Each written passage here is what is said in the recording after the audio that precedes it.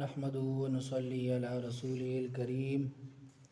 أما بعد فأعوذ بالله من الشيطان الرجيم بسم الله الرحمن الرحيم. الله مؤمنانو ته تنبیه ورکي او جهاد د پاره ترغیب دی چې تاسو دا څه ګمان کوئ چې یاره بس مونږ به جنت ته داخل شو په تاسو به امتحانات ناراضي یا بل ځای کې راځي احسب الناس ان يتركوا ان يقولوا آمنا وهم لا يفتنون. خلق وي چې مونږ ایمان وروړي آمنا باندې او صرف په ایمان باندې بخلاص ودیو ابتلاء او ازمایش بن راځي تکالیف بم راځي. ضرور نه چې ته وی جرازه بس دین ټوله مزه مزي په دین کې مزه ده خو هغه چې بالکل هغه مزه ده مطلب نه چې راتوي چې تکلیف بګی نشته ادا مزه ده مطلب دی چې دا تکلیف به درسي خدای الله د رضا لپاره دا برداشت کول هغه کې هم د تخون ملاويږي محبت او لذت د الله تبذل کې استاوي نو تا ته په دغه تکالیف او محبت او پتا ته په دغه تکالیف هم خوند درکې. ام حسبتم تاسو ګمان کوئ ان تدخلوا الجنه تاسو به داخل شئ جنت ته ولما ياتكم اصبور نه راغله تاسو ته مثل الذين مثال هغه کسانو خلو من قبلكم چې تیر شوي تاسو نه وړاندې مستهم الباسا رسیدلی وی غیده سختیانی مالی تنگ دستی والضراء جانی تکلیفونه وزلزلوا او دی جړه کول شو یا خو لفظي معنی زلزلہ پر راغلی و او یا مرادی معنی چې دی باندې مختلف قسمه سخت امتحانات راغلی حتی یقول الرسول تردیج ویل پیغمبر والذین آمنوا معه او هغه کسانو چې ایمان لري دغه سره متى نصر الله کله بد الله مدد راځي الا ان نصر الله قریب خبردار الله مدد دانیز دی. دو کسان ذکر شو پیغمبر او د ایمان والا نو جوابونه هم دو ذکر شوی دي. یو خبره مقوله ده متى نصر الله او بل مقوله ده الا ان نصر الله قریب. نو علما فرمای چې دا متى نصر الله دا د ایمان والو ویلي چې دا الله مدد بکله راځي دی اعتراض نو کو په الله باندې چې الله ته کې مدد نه را لېږي بلکې صرف د الله نه پیغمبر نه معلومات کو چې د الله غ مدد به مونږ لکه راځي واخې معلومو او دا غرنګي دا الا ان نصر الله قریب دا د رسول دا د پیغمبر مقوله ده. فقيل لهم الا ان نصر الله قریب فتح من الله ونصر من نصر من الله وفتح قریب الا ان نصر الله قریب خبردار د الله مدد دا نږدې دی. بل تپوس د صحابه کرامو داري يسالونك تپوس کوي دتا نمازا ينفقون کم سیز خرج کی قل اے پیغمبر ته ورته وای ما انفقتم چې کم تاسو خرج کې من خیر د مال نه ګوره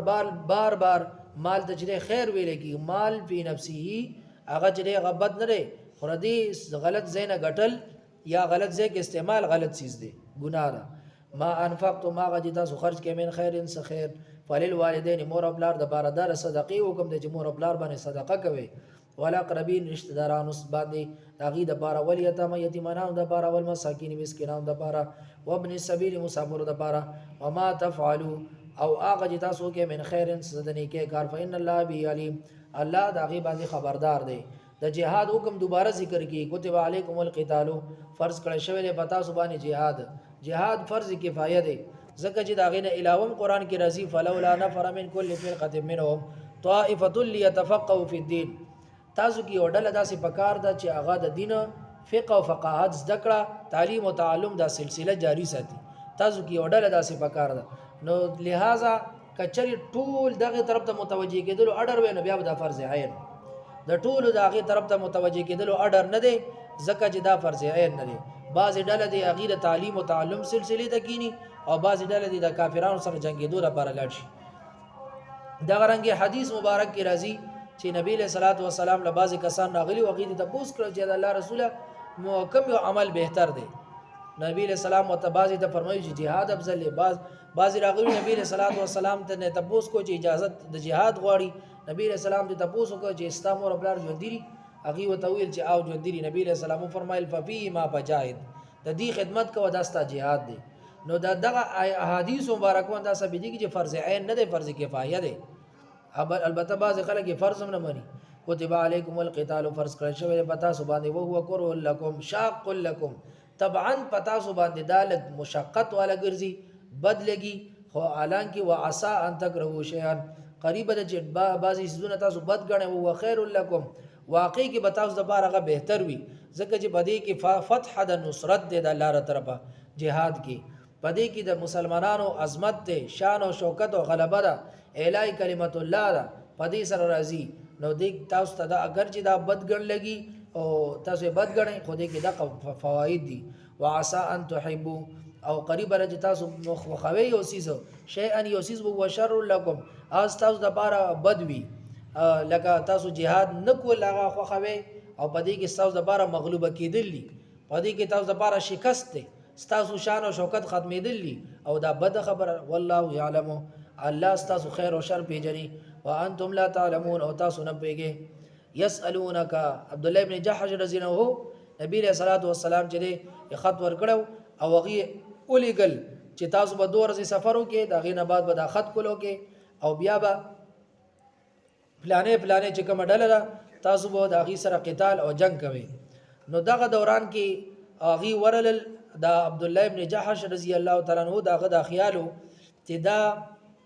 د رجب او دا غني د شعبان او د هغه د خیالو چې را د جماد الاخرى اخیری هغه چې د جماد الاخرى اخیری ورځ ده حالانکه هغه د رجب هغه لومبنه ورځ و میاش داخله شوی و نو اجتهادي خطر اعلی او د حرمت والا میاش کې د دینه پکې جهاد شو نو داغه ذکر د پوس کې يسالونك تپوس کې دتانا یعنی شهر الحرام د حرمت والا میاش مبارکي قتال فيه دا بدل له یعنی داغه کې د جهاد کولو مبارکي قل جواب تحقیقی دار ورته ویا قتال فيه کبیر ودی کې جنگ کول ټیک داغه نه خطا اجتهادي رااله اغي دا غړل چې دا جماد الاخرى داغه درشم تاریخ دی حالانکه هغه د رجب لومبي تاریخو داغه خطا شو نو تاسو دې ته ګوره دغه یو خطا راخلی هغه خپل نه ګوري چې وصد عن سبیل الله تاسو خلق د الله د لارې نه منی کوي وکفر به تاسو کفر کوي د الله نه انکار کوي دا څومره خطرناک ګناه والمسجد الحرام مسجد حرام نه خلق منی کوي دا څومره خطرناک ګناه و اخراج اهله دغه مکی خلق تاسو ریستری مدینه ته نو دغه څومره خطرناک ګناه ده والفتنه تو دین علاوه تاسو چې شرک کوي کفر کوي دا فتنه خدا غینم خطرناک ګناه ده والفتنه تو فتنه اکبر من القتل دا لوی د قتلنا ولا يزالون مشبوي دي يقاتلونكم جنگي کی تاسو سره حتى يردوكم د دې چې تاسو واپس کی عن دینکم تاسو د دیننا ان استطاعوا کدي طاقت ولري او تاسو راګیر کړي تاسو به خپل دین نه اړي اما يرتدد منکم سوک چې مرتد شو تاسو نه وختل عن دیني د خپل دین نه فیموت او غمر شو وهو کافر او هغه کافر فاولئک حبطت اعمالهم برباد شو عملونه رديهم په دنیا او آخرت په دنیا او آخرت کې دې ټول عملونه نکاح ختم د وراثت نه محرومی رااله نماز جنازې نه چې محرومه پاتې شو جنازه به نه کیږي او دغه شان چې مسلمانانو مقبره کې باندې دفن کیږي دا ټول دا محروم شو د دې سيزونه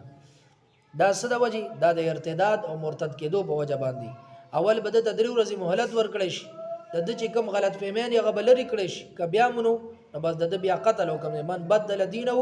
فقتلوا چا چې دین بدل کو قتل کې غلره اولئک اصحاب النار دا دوزخیان دي هم فيها خالدون همیشه بدی په دوزخ کې وي اوس دغه صحابه چې هغه به دغه جماد الاخرى ورس غنله